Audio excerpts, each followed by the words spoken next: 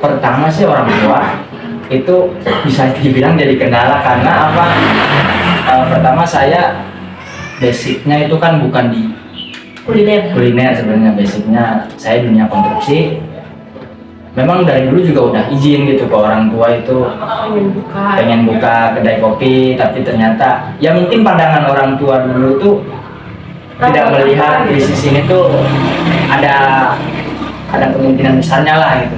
Jadi mungkin pandangan orang tua itu harusnya kamu itu kerja sana jadi pegawai, jadi apalah pokoknya keluar gitu, nyari uang tuh keluar, nggak usah di rumah.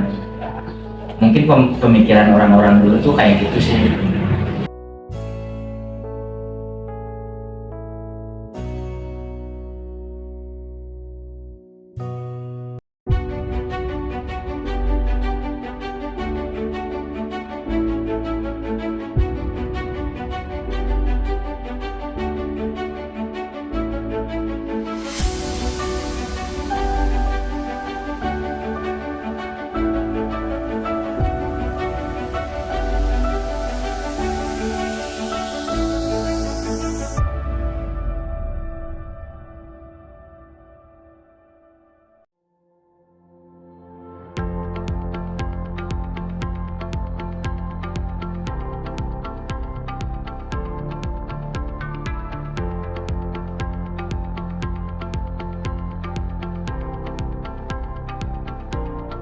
Pertama, saya rasa dimulai dari iseng sih pertama, karena memang awalnya itu tidak langsung seperti ini. Awalnya memang kita mulai dari rumah. Bisnis ini karena sebelum sekarang saya memang menyukai bidang ini, bidang kopi.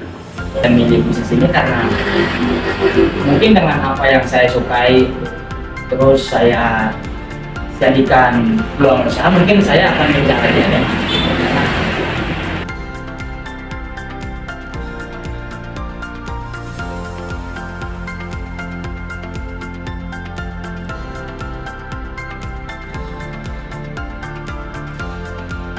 Mulai 2020 pas awal COVID kita keluar dari pekerjaan ke kota. Setelah berapa minggu di rumah, akhirnya kita memulai dari rumah. Saya sebelum buka ini, saya di bidang konstruksi. Kebetulan kan basic saya konstruksi juga sih, dan sipil. Sebenarnya kalau misal bisnisnya mah jadi ya kayak berjalan aja gitu. Jadi kita emang dari dulu kopi sering ke tempat-tempat kopi orang, jadi kayak mikir enak ya kalau punya kopian di rumah, apalagi di Kecamatan Saham kan belum banyak. Nah kita melihatnya dari situ juga. Kemudian pas COVID itu alhamdulillahnya jadi kesempatan kita untuk buka usaha ini, dan kita coba-coba dari rumah delivery order, ternyata responnya bagus. Kita coba jual, buka kedai kecil-kecilan sampai akhirnya bisa alhamdulillah seperti ini. Ketika sekarang sih. Kalau bicara usahanya, untuk dulu mah karena kita juga bukannya kecil-kecilan, jadi otomatis kita butuh modalnya juga nggak terlalu besar. Jadi dulu mah malah pas COVID itu malah rame ya. Cuma sekarang mungkin karena udah mulai efektif lagi, terus anak-anak muda udah pada kuliah lah, udah masing-masing, udah ada yang kerja, ada yang gimana. Jadi mungkin bisa dikatakan sekarang sedang di bawah-bawahnya, tapi ya kita selalu berusaha untuk terus berdiri sebisa mungkin. Untuk bisnis kafe ya, kafe lah bisa dikatakan, itu bisa merembet kemana-mana. Kita untuk kedepannya kita juga udah ada berbagai macam planning untuk membuat usaha baru, tapi tetap yang nyambung dengan kopi gitu. Maksudnya kayak misal kita ada sekarang yang udah jalan kaos, kemudian ada tumbler, terus ada tote bag juga, ada korek api, ada topi, ya apapun itu yang bisa dijadikan penghasilan ya kita, tapi kita sambungkan dengan usaha kita gitu, maksudnya dengan brand kita. Apapun usahanya kalau kitanya tidak bisa berinovasi, terus kita tidak mau mengembangkan bisnis ini, ya nggak akan besar sih kalau menurut saya. Ini masih mimpi sih sebenarnya, masih mimpi. Keinginan ada. Masih keinginan kita, cuman ya nggak tahu kapan. Kalau memang pengen sih pengen gitu, adalah ada rencana. Saya sebagai anak muda sekarang, generasi penerus, pertama satu hilangkan gengsi itu sama pasti. Soalnya kenapa? Karena anak-anak zaman sekarang itu malu gitu loh, malu untuk bisa jualan apa. Padahal kan itu modal kedepannya, modal yang sangat kuat. Satu, gengsi hilangkan. Kedua, jangan berharap pada orang lain lah gitu. Kita pertama itu berharap pada diri kita sendiri. Jadi kita jangan menggantungkan saya mau kerja di orang nih. Nah itu hilangkan lah seperti itu. Bagaimana caranya kita harus membuka usaha sendiri. Pertama sih orang tua itu bisa dibilang jadi kendala karena apa? Pertama saya basicnya itu kan bukan di kuliner sebenarnya, basicnya saya dunia konstruksi. Memang dari dulu juga udah izin gitu ke orang tua itu pengen buka kedai kopi, tapi ternyata ya mungkin pandangan orang tua dulu tuh tidak melihat bisnis ini tuh ada kemungkinan besarnya lah gitu. Jadi mungkin pandangan orang tua itu harusnya kamu itu kerja sana jadi pegawai, jadi apalah pokoknya keluar gitu, nyari uang tuh keluar, nggak usah di rumah. Mungkin pemikiran orang-orang dulu tuh kayak gitu sih.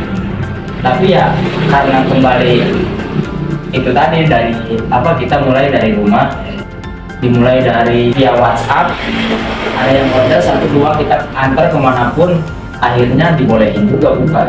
Setelah melihat perkembangannya ternyata lumayan, jadi akhirnya boleh. Sangat jelas ada.